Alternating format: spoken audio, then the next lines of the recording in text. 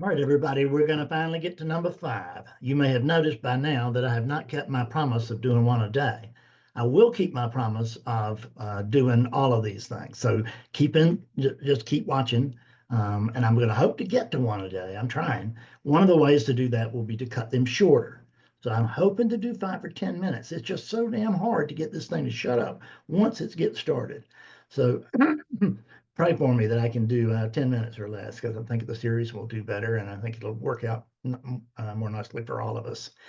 I may do 2 today to make up for one that I've missed, and I may not. There's no way to tell, but I'll let you know that it might be coming. So, number 5 of the Enlightenment Chronicles.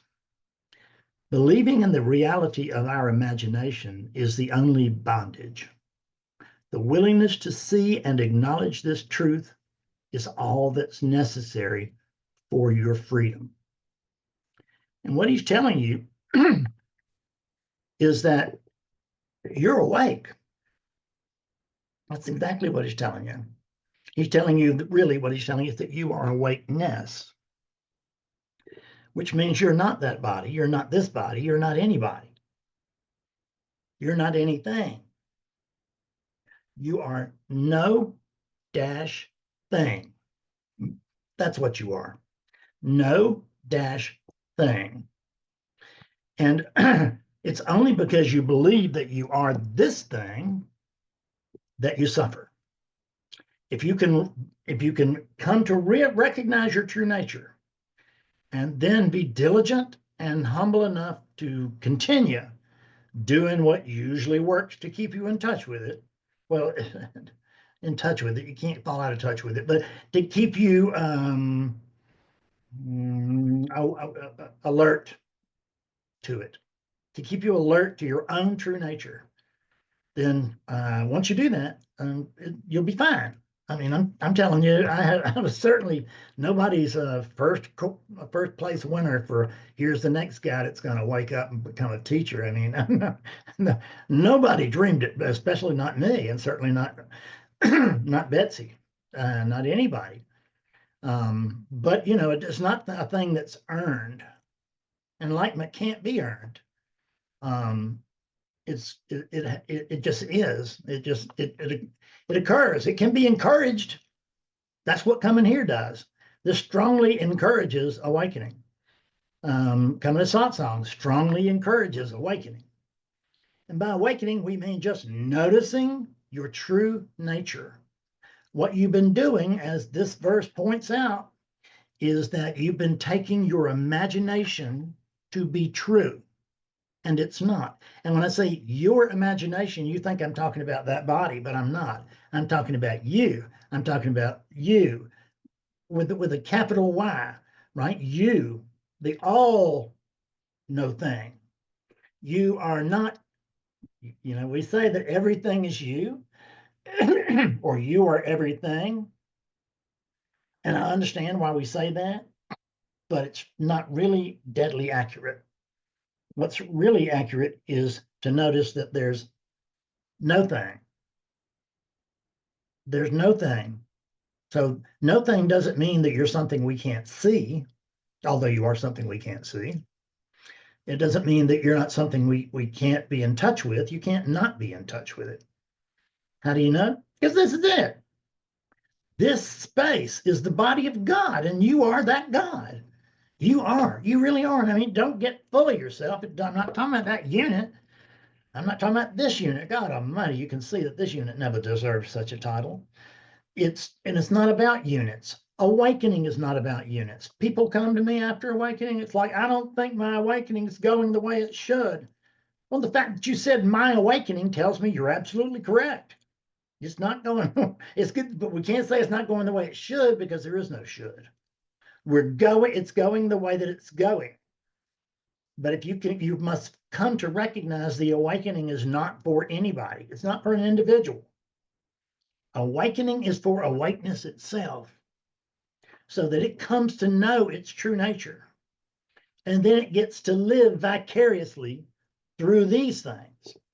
But the problem is when it lives vicariously through these things, it begins to believe it's one of these things. One, not all of them, just one. So you've gone from being universe and more, I mean, if there is more, whatever the hell that means, but you're gone from being to this. Man, what a disappointment, isn't it?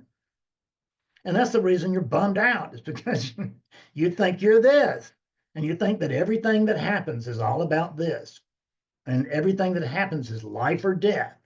And you just got to go good for this thing because I am the most important unit. I'm the one that counts. I'm the one you can trust. I am the leader. And on. What's happening with you? Let me see how much time I've gone. You know what? I bet I'm already at 5 minutes, but just in case I'm not, let me go just a little bit further. I'll go into this in the next one if the verse lends itself to it. So a very good teacher of Advaita, when I came up, he was the undisputed king of Advaita. Undisputed. His name was Ramesh Balsekar. And you can still find his books on Amazon. But he was a direct disciple of Nisargadatta's. He was a translator for Nisargadatta, and he has wonderful books. They're not easy to read. He's quite the linguist, and he loves language because he loves being really precise. But at any rate, so Ramesh said that what was it? I've forgotten what I was going to say. How I was going to quote Ramesh, but the next time I quote Ramesh, you'll know who the hell I'm talking about. It's that guy. So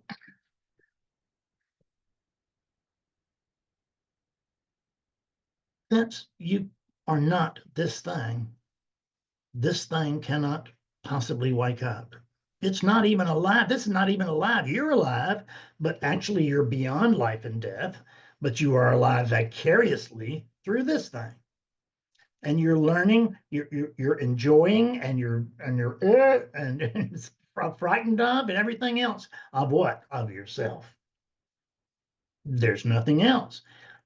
There's nothing but oneness. We're going to go into this in deeper detail a little later, but there's nothing but oneness. If there's that, and we'll get to that part later. But for right now, let's just say that there's nothing but oneness. So what's talking to you right now? Got to be oneness, doesn't it? What's listening to me right now? Just oneness. It's got to be oneness, doesn't it? Through this unit, I, awakeness, know that I am awakeness itself. And through that unit, I'm trying to find it out, but I'm looking all the wrong places because I'm looking out there. And I'm making it hard because I got to, throw away all my toys, and I've got to quit smoking and drinking and all this stuff. I got to be good. I can't, I got to watch my step around dance and everything else. And if all of that was actually required, an awakening would have never happened here. An awakening happens when it happens. There are practices which encourage awakening, but none of them that I've ever seen will snap you into it, so to speak, other than non-dual inquiry, which is pretty much the exclusive tool of the living method. But we use it in new and different ways, but it's still inquiry. And you can learn that, and you can come to wake up with me from this series.